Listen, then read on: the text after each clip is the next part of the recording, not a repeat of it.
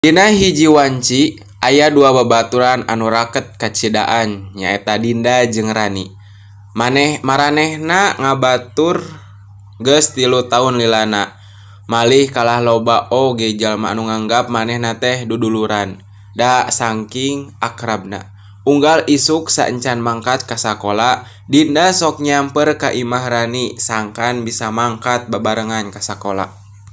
Beurangna manehna boga janji yen balik sakola teh rek nyimpang heula ka supermarket nu teu jauh jeung sakolana. Manehna kadinya teh boga maksa rek meulikeun kue jeung baju keur ninina si Dinda. Ari ninina si Dinda teh jalma bageur, akuan pisan ari ka Rani teh, sanajan lain cucuna oge.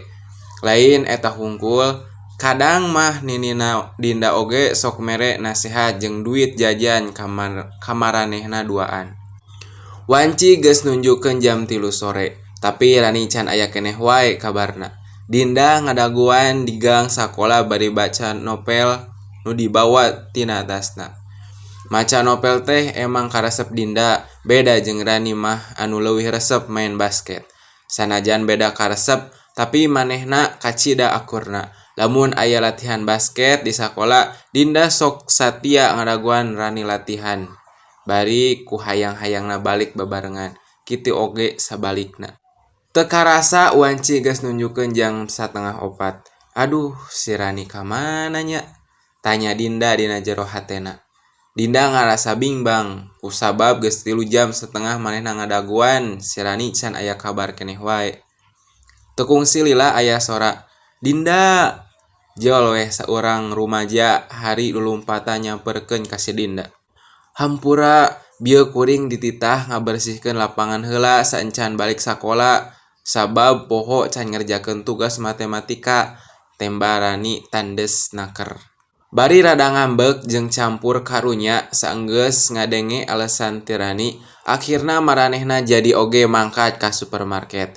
Cek urang oge lamun aya pancen di sakola geura buru gawekeun peutingna. Dinda mere nasehat ka Rani bari rada ngambek saeutik.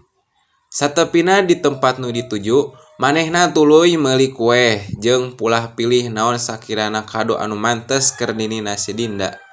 Dinda jeung Rani akhirna meulikeun baju keur hadiah nu rek manehna beulikeun ka ninina. Baju nu dipilih warna koneng sabab nyocokeun jeung warna kulit Nini. Beh rada caang meureun pikirna teh nu nyieun manehna ngarasa eta hadiah anu paling cocok keur manehna beulikeun jeung ninina.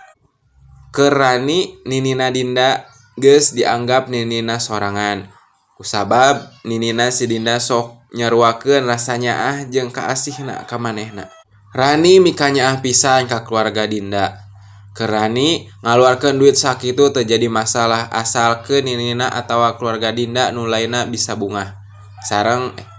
Sarengsena ngabelanjakeun kabutuhan naon wae nu maranehna hayang, manehna tuluy balik sabab maranehna geus didaguan di imah Dinda. Kusabab kitu maranehna buru-buru balik. Satepina di imah, manehna geuwat disambut ku keluarga Dinda. Keluarga Dinda geus nganggap Rani teh salaku keluargana. Salain bageur, keluarga Dinda oge sok nengetan ka Rani. Rasa kakeluargaan anu teu bisa dibeunangkeun ku keluarga Rani, bisa dibeunangkeun di keluarga Dinda. Rani mah ngan ukur cicing duduaan jeung bapana. Salain kitu bapa Rani mindeng mamangkatan gawe bae keluar kota. Jadi Rani sok ngarasa kasepian lamun aya di imah. Indungna geus lila papisah ti mimiti Rani umur 11 tahun. Saenggeus bapa jeung indungna pisah, Rani geus tara kapanggih jeung indungna. Kusabab kitu oge Dinda sok aya wae di deukeut Rani, sabab manehna embungeun lamun babaturan ngarasa kasepian, sabab pikirna ari babaturan mah lain ukur diucapkeun tapi kudu dibuktikeun kalayan nyata.